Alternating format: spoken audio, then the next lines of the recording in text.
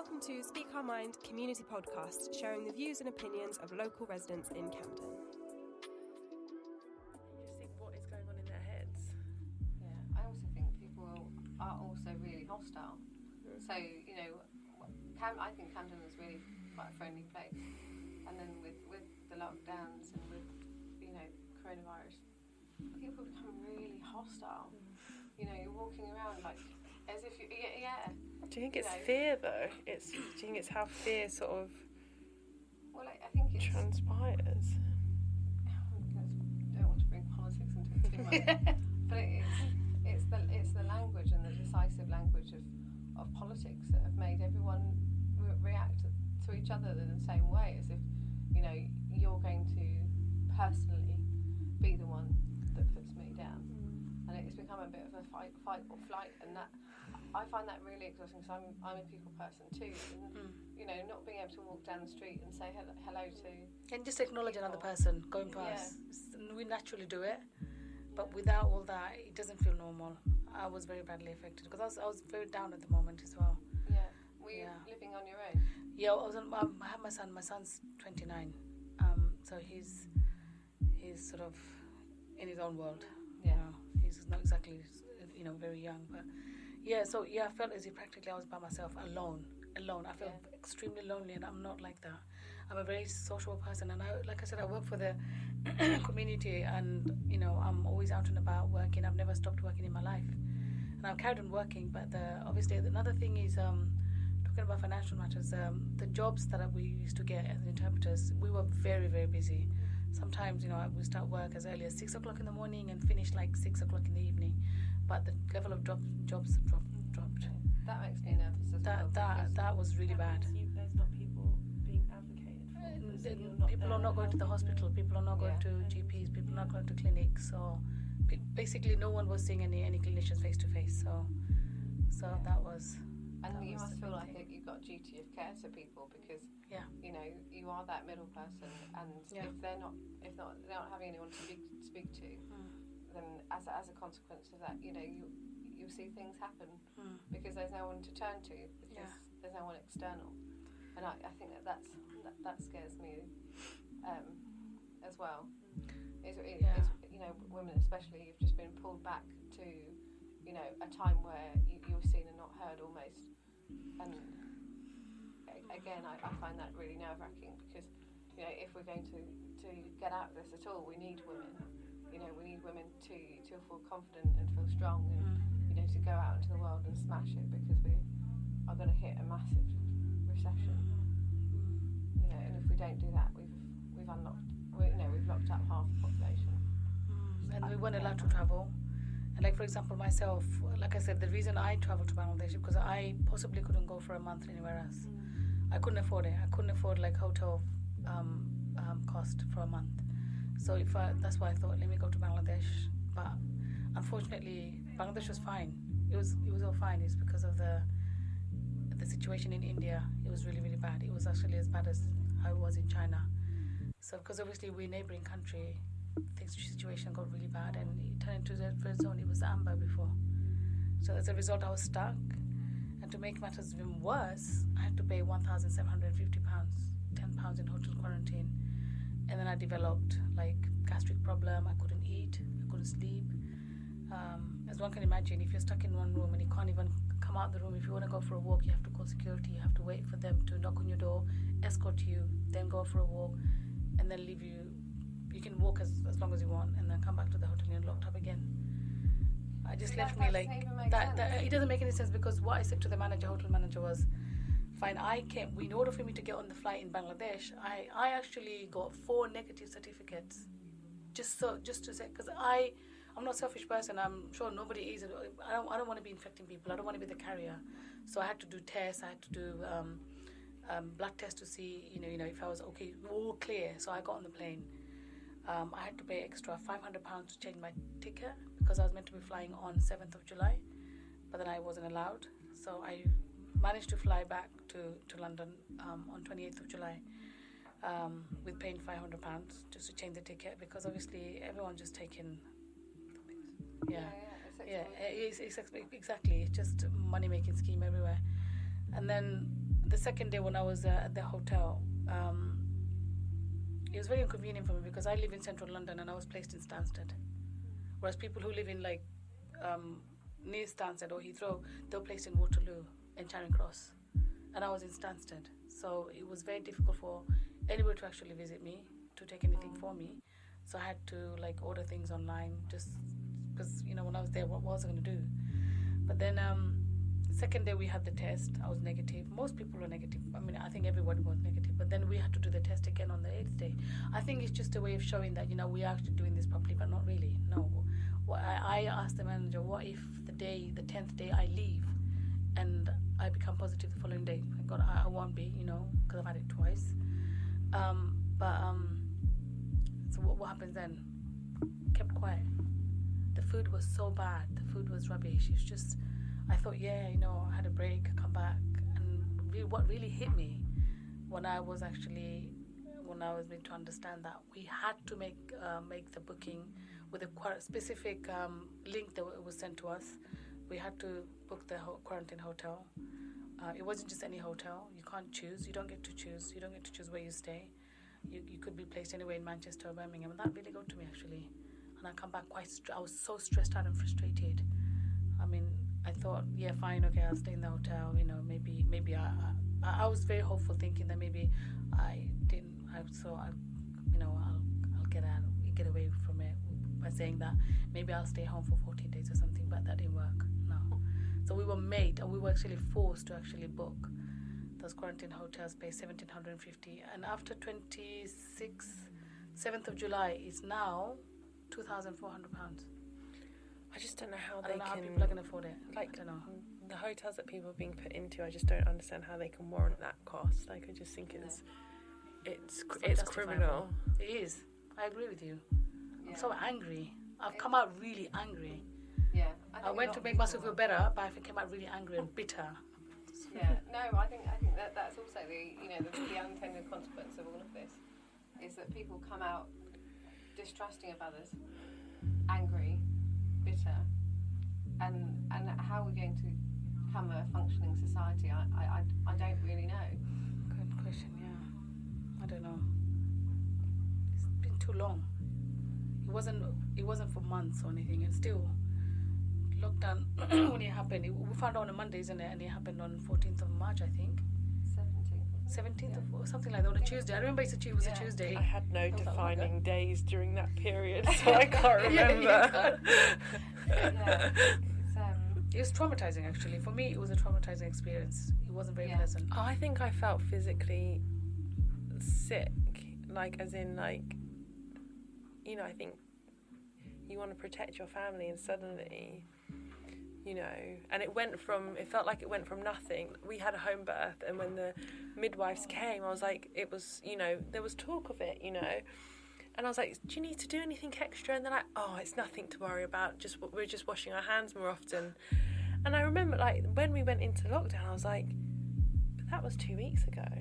Like, that was 2 weeks ago, and they were going, oh no, it's not anything, we're just washing our, and that's what they've been told as, you know, caregivers, you know, and, you know, all the talk about, you know, PPE and how there was no shortage of it. I can tell you from personal experience, those nurses and doctors in Great Ormond Street, I don't think were having adequate PPE when we were there, and that was at the beginning, you know, and you just think, like, no one was cared for in an adequate way, you know, and people on the front line, I think, were abused, you know, they were expected to give everything and they got nothing back.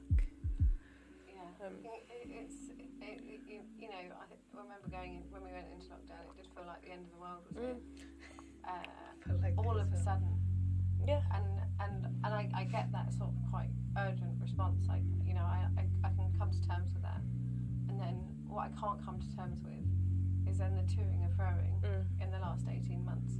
You know, I remember because we did break lockdown rules and went to my mum's, and I was like, we're going to make face masks because this is going to be the next thing, and then we won't be able to get it. It'll be like pasta. You won't be able to find it for love nor money. So we made loads of face masks. It took another 12 weeks for the face mask to come in.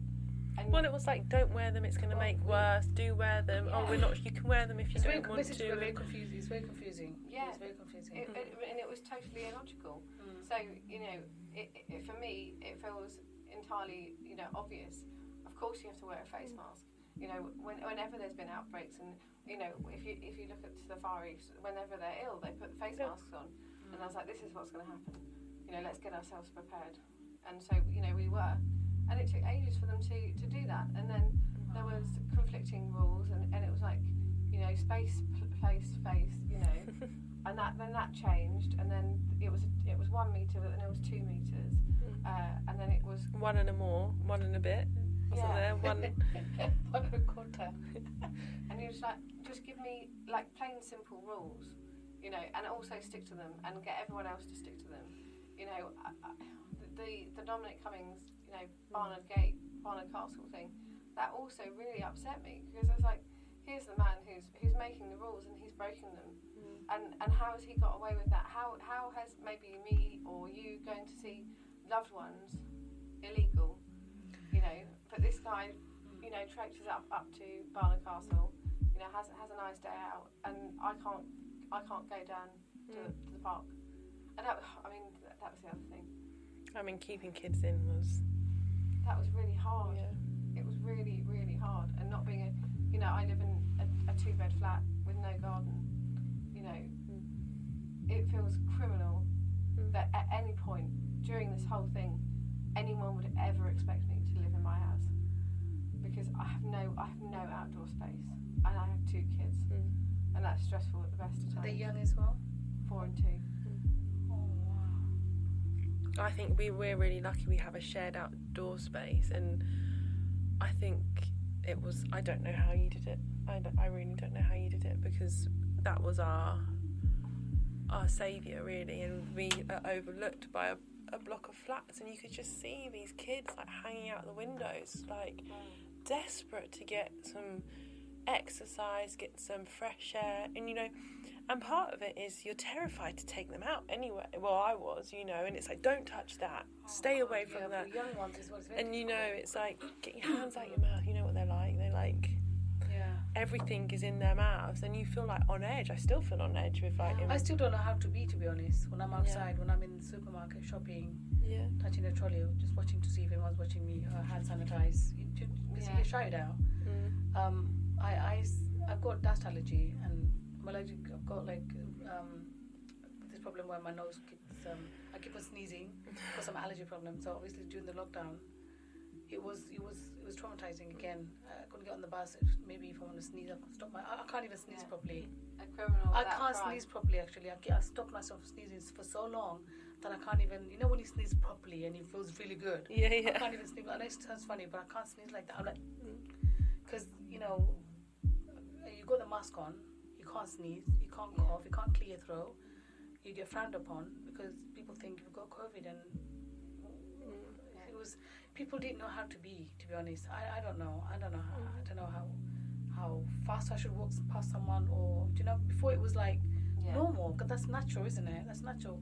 Human being that we naturally be able to live like that. But it was weird. Like sometimes I come up building and my neighbours behind me like, okay, because you don't think about it. You don't think about things like that. Can you not hold the door like that, please? Can you not push the door like that, please? Things like that. It really has an impact on people's minds. It really does. It reminds me, you know, outside of Argos on the high street, and they extended the. Oh yeah. Emmy was still in a pram. And I was like, who's going to go on the road and who's going to stay on the pavement? Yeah. I got the pram, so do you want to go on the pavement? But then they wouldn't go on the pavement, and it was like these stupid negotiations for no reason.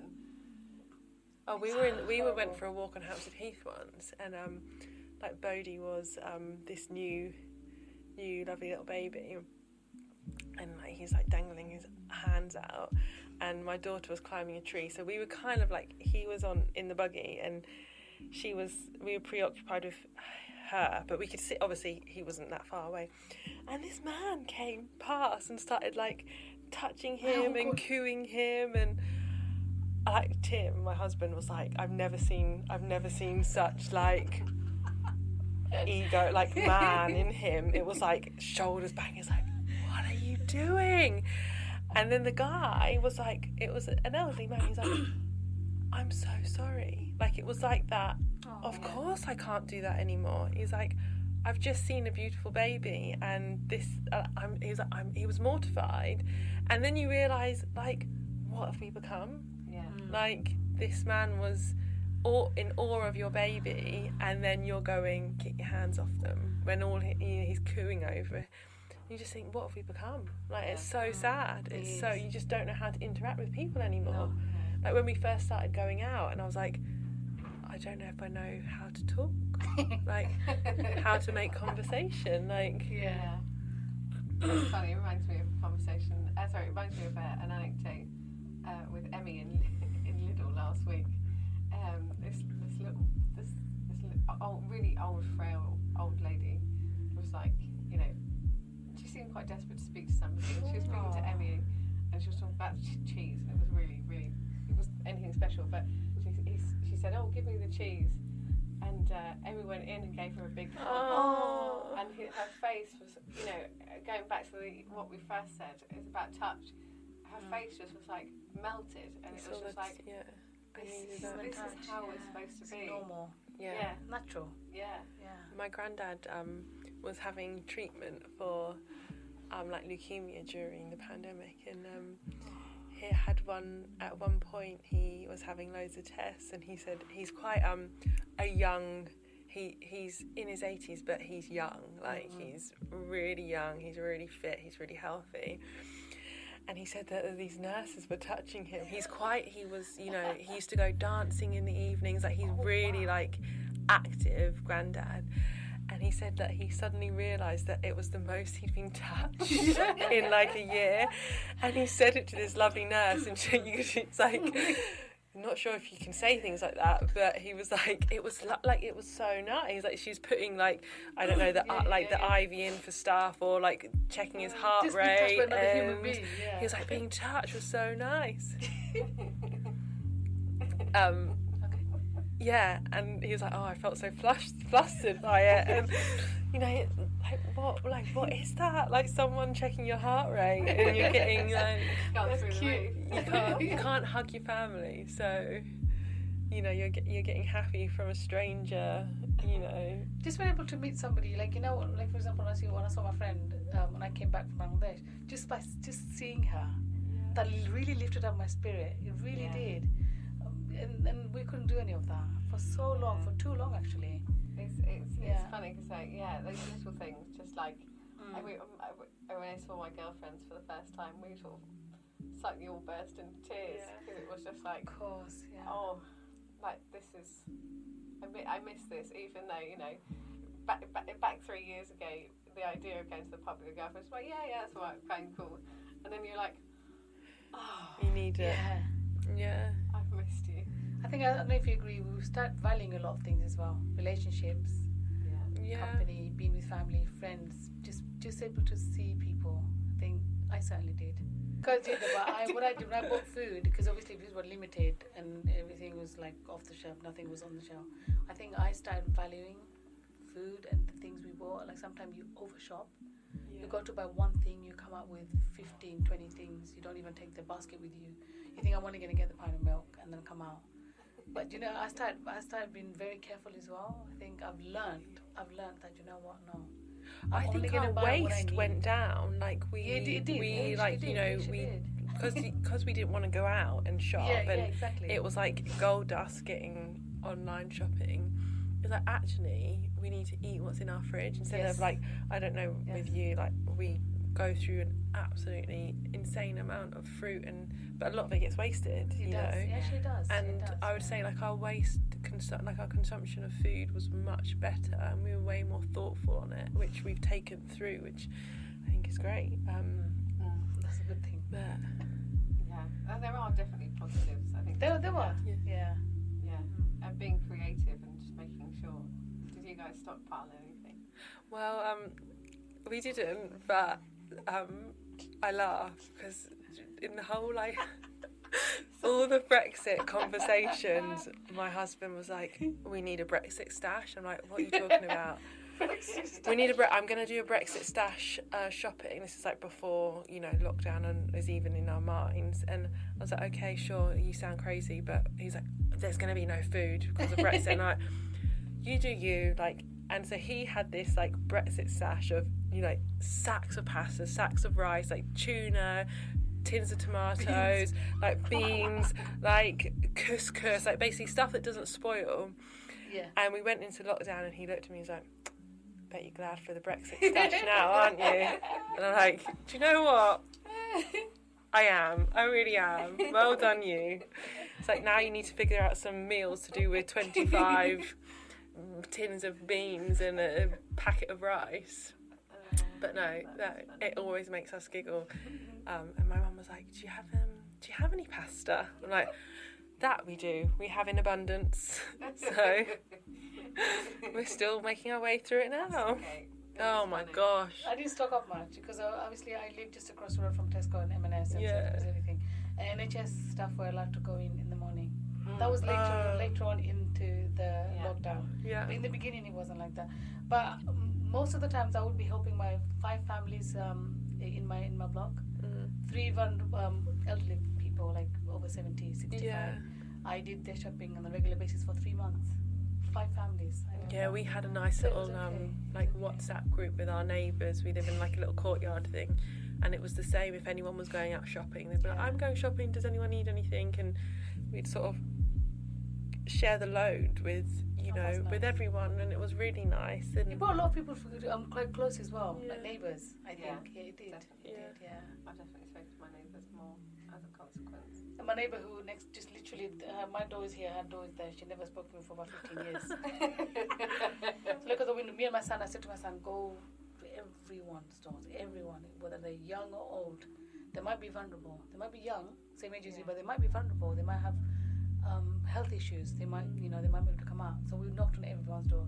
And I said to my son, you go upstairs, I go downstairs. I knocked on everyone's door, and 5 families like, okay, we need help. And she never spoke to me for 15, 16 years. She's literally there. Like my door's here, she's there. 15 years. I've been living there for like 20 years now. She never spoke to me. She became very close to me. It's like a family now. So that was a nice thing that's come out. Yeah. I did shopping for 3 months. And even after that, every now and then when things were slightly eased, I did shopping for every now and then. But yeah, a lot of people in my block, they would come quite close actually. Because we would knock, I used to knock on the doors. Because I'm working, so I thought I'm out anyway, so I'll do the shopping. So I did that. Yeah, so a lot of people I didn't even say hello to, they actually still knock on my door now and they ask me if I'm okay, if I need anything, which is quite nice actually. Really nice. It's nice. Yeah, that was nice. It does mean a lot, doesn't it? Yeah, it does. It is the simple things, and I think as we come out of this. And now she buys me chocolates and flowers and says thank you, hugs me. It's really nice. She's 78. She's quite fit and healthy as well. But because she was over 70, she was told not to go. That was nice. I'm really good friends with her now. I love stories like that of people in the corridor. I'm telling you, these ladies in their doors, and having a chat and doing stuff for each other. That is. I did that after I finished work. I used to because it was summer as well. We were entering summer, so it was okay with longer days. So I used to knock on the doors and wait 3 meters away, literally shout at them. Yeah, it was quite nice. It's being prompted out. Yeah. Thank you, ladies. Very nice. Are we having I don't know if we're having a break and then coming back, or I don't know. No, I think it's just a second lot. Second lot. I think we have. It's us now, and then I think whoever's outside. If there's anyone else. I think there's 3 more people. Okay, cool. So yeah, that was really good. Thank you. That was lovely chatting. Nice. Thank you. Thank you for sharing. Yeah. I think this break did me good. Yeah. But then this. Thanks for listening. Stay tuned for more episodes of Speak Our Minds podcast.